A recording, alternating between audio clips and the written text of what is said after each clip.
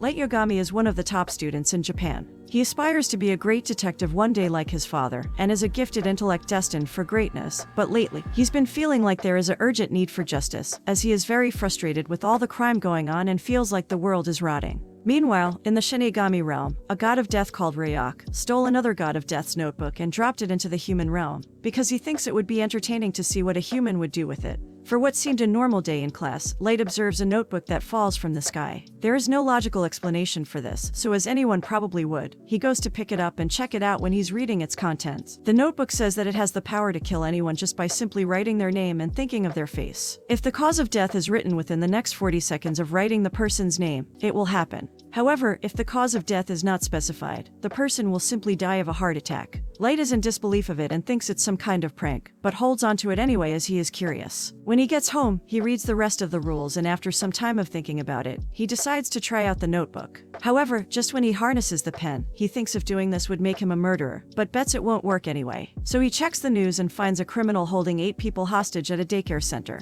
After seeing the criminal's name and face, he writes his name in the death note. He waits 40 seconds and nothing was reported yet, so he thinks it didn't work. However, just when he was about to turn off the television, something happens and the hostages start coming out of the daycare. The reporter confirms that the suspect has been found dead inside, which leaves Light utterly shocked. He says it must be a coincidence and the following day decides he will have to test it out again to see results in real time. He looks around his class and sees a degenerate he doesn't like, but decides it would be smarter to avoid killing people he knows. After school, Light was on the way home when he sees a woman getting mugged by a group of guys. He writes the ringleader's name down and the cause of death, and surely enough, it happens. After seeing the death note's power in real time, that settles it for Light, and he realizes the notebook of death is for real. Some time passes and Light is in his room looking proudly at all the names he has written down, when suddenly, our favorite Shinigami Ryok appears. The sight of him petrifies Light at first, however he introduces himself and says that used to be my notebook, and judging by your laughter, you must have figured out that it's no ordinary notebook. Light comes down and says, well, I'm not surprised. In fact, I have been waiting for you. Ryok finds Light to be interesting and explains that several death notes have made their way into the human realm, but he's the only one to have written this many names. Light feels like someone has to be brave enough to wipe out the dregs of society so that the world can move in the right direction. A new world where people can live in peace,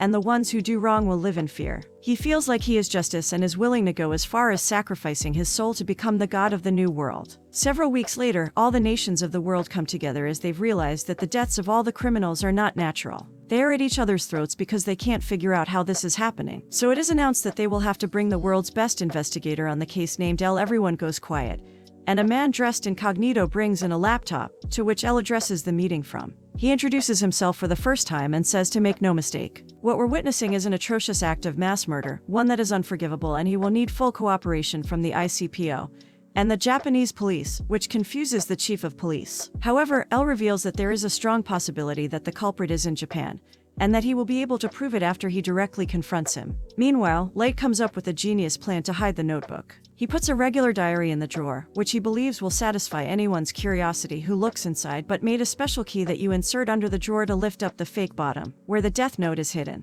Also, if anyone were to try and force open the fake bottom, the whole thing would set on fire. Ryok is amazed to see how well Light thought things through and thinks the fire is risky. However, Light says he would rather get his house burnt than to be executed. Some time goes by and the whole world seems to be talking about all the mysterious deaths happening. On the internet, lots of people have sided with this unknown person killing criminals. They seem to have chosen the name Kira, which derives from the English word killer. Light is not too fond of the name he's been given, but is happy to see that people are supporting him. While Light is watching TV, the channel suddenly changes where a reporter states that this is a live worldwide broadcast from Interpol. We then see a man with the name Lyndall Taylor, who says he is L. He goes on to say how atrocious these crimes are and says he will not rest until Kira is brought to justice. Light seems to be calm and overconfident he won't be caught. However, the man on TV goes on to say what you're doing is evil, making Light angry as he believes anyone who would oppose his views are the truly evil ones. So without hesitation, he writes Lyndall Taylor in the notebook and patiently waits with a smug look on his face, saying that this is the longest 40 seconds of my life. After 40 seconds, the man on the TV dies of a heart attack and Light begins mocking him. But just a few moments later, L pops up on the screen, startling Light.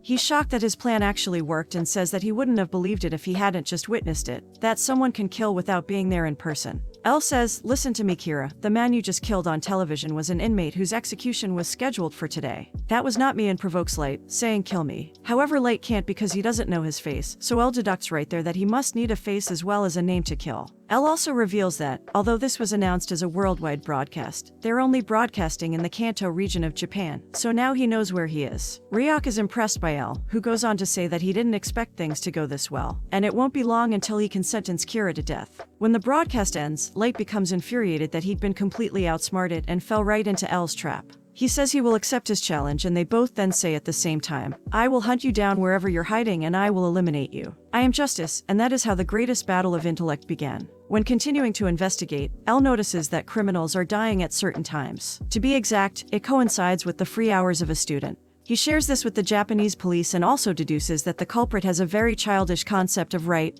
and wrong. So the likelihood that they're dealing with a student is even higher. Some time goes by and the timings of the killings have changed. L realizes this, of course. However, he believes that it's no coincidence that as soon as he shared his deduction with the Japanese police, the times changed as if it were to contradict that theory. So now, L believes there is a high chance that Kira is someone with connections to the Japanese police. Many detectives decide to quit the case, as they're afraid of Kira. Meanwhile, Light is walking home and Ryok informs him that he has to stick around until the death note is finished. Or at least until he dies, and lets him know that he isn't on his side or L's side and that he is merely a spectator. Ryok then informs Light that someone is following him, which comes as a surprise as he didn't expect L to suspect the police so quickly. Light realizes this guy will be a problem for him, so he comes up with a plan to get rid of him. However, before he can start to think, Ryok becomes talkative again and informs Light that a Shinigami can see a person's name and lifespan above their head because they have special eyes. He is telling him this because a human can obtain these eyes, but it would cost half your remaining lifespan. Light thinks about it, but turns down Ryok's idea, saying it's out of the question. Some time passes and Light carries out his plan to get the name of the man following him.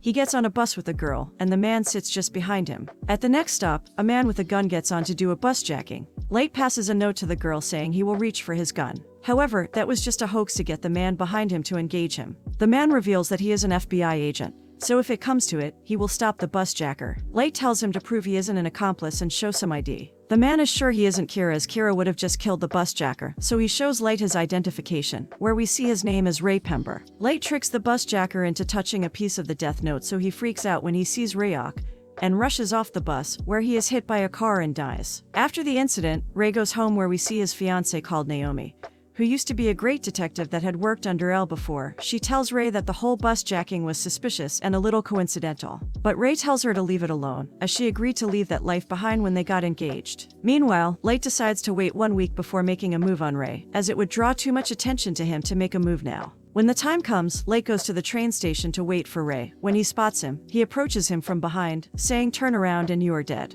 He proves he is Kira by killing a man close by, who turned out to be a criminal to women that got away multiple times because of lack of evidence. Kira informs him that if he doesn't comply, he will kill his wife and family. Ray is stunned that he knows about Naomi, and Kira continues to say, "I see you've got your laptop. I want the files containing the identities of all the FBI agents who came to Japan." Light instructs Ray to write down all the names of the agents on a piece of paper he gave to him, and then ride the train for 30 minutes to avoid any suspicion, leaving the file on the train when he gets off. However, when he exits the train, he has a heart attack and turns around to see Kira standing there, and says Light with his last breath. We come to discover that the piece of paper Light gave him was a ripped page from the death note. So when Ray Pember was writing down the agents' names, he was literally signing their death warrant. At dinner, Light's father, Chief Detective Soichiro Yagami, reveals that he is head of the Kira investigation, and shares that 12 FBI agents died yesterday. Light of course knows because he did it, but acts innocent to the matter, and Light's sister begs her dad to quit as it's too dangerous. However, Soichiro says he will not let evil triumph, and while Light is soaking in the conversation, he stands up and says he's proud to have him as his father, and if anything should happen, he will find Kira himself and execute him. Meanwhile, L has slacked down the task force to a trusted group, who have a strong sense of justice, so he sets up a meet to show his face for the first time ever, in order to prove he is willing to do whatever it takes to catch Kira. When the task force arrive at the hotel, they find the room Elle told them he's staying at, and when they open the door, they are surprised to see Elle is just a kid. The detectives introduce themselves: Matsuda, Aizawa, Mogi, and Yukuta. They are suspicious that this might not be the real Elle, but after talking for some time, they are sure he is the real deal. Elle knows that Kira can control his victims before they die, as he'd been sending messages using the inmates in prison. So he concludes that Kira must have been someone the FBI was investigating between a certain period of time. In fact, he has no doubt. He admits that losing 12 FBI agents lost him the battle, but he will not lose the war and that justice will prevail, which empowers the task force. Elle tells them from now on to call him Ryusaki and gives each of them an individual interview before they leave. Meanwhile, Ray Pember's fiancée, Naomi, has started investigating the bus jacking and figured out some vital information. She goes to the task force headquarters to report it and says she needs to speak with someone right away. However, she is informed that no one is there. A few moments later, Light arrives as he came to bring his father a change of clothes. He overheard Naomi at the reception and offers to help her contact someone from the task force. Light walks with Naomi and says when his father's phone turns back on she can call him.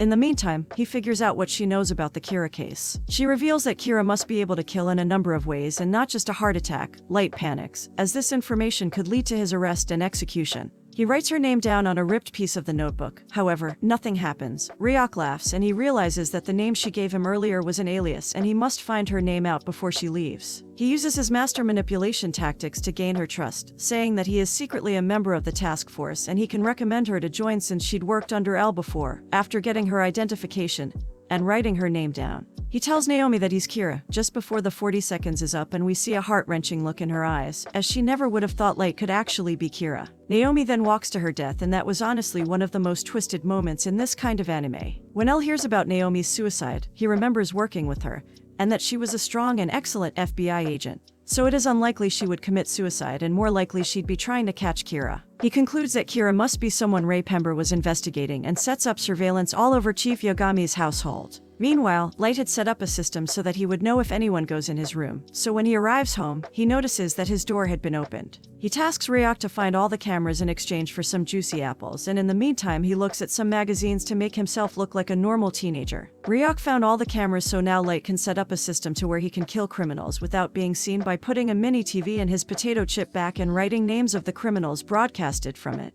He will take a potato chip and eat it. After some time, Elle suspects that Light looks too innocent, which understandably aggravates the chief as his own son is being suspected of being a ruthless mass murderer. The next day, Light is taking an important exam at school. Everything seemed like a normal day, until the teacher yells at a student to sit properly. Light turns his head and sees Elle for the first time. They look at each other intensely and after the exam, the board announced the top exam students, which turn out to be none other than Light and Ryusaki. The kids watching notice the contrast in the two, that Light looks like a sheltered genius groomed for success and Elle looks like what they would call a mad genius. After the award, Elle tells Light that he basically knows everything about him and that he has some important information regarding the Kita case. Light doesn't know why this guy is even talking to him. However, Ryusaki drops the bombshell and says IML to see how he will react. Light is freaking out in his mind, but tries to keep it together and says he has nothing but respect and admiration for him. Elle is just under 5% sure Light is Kira and has a strong feeling he is not wrong to suspect him. When Light gets home, he rages and says, "Damn it, he got me. I have never been so humiliated." Ryok is surprised to see Light so angry because he is usually so calm. Light knows if he manages to kill Elle now, it will make it obvious that he's Kira. He realizes that he underestimated Elle and declares that the fight is on, making an evil laugh. He realizes that they have no hard proof on him, so it will be a contest between him and Elle. A battle of wits. On the surface they'll be classmates, but in reality they'll actually be investigating each other. Light announces that in time, he will earn his trust and once he's told him what he wants to know, he'll kill him. Thank you guys for continuing this journey with me. But it doesn't end here. If this video gets enough likes and comments, I will be uploading second part. Also, if you are a man of culture, subscribe. Until next time, take care.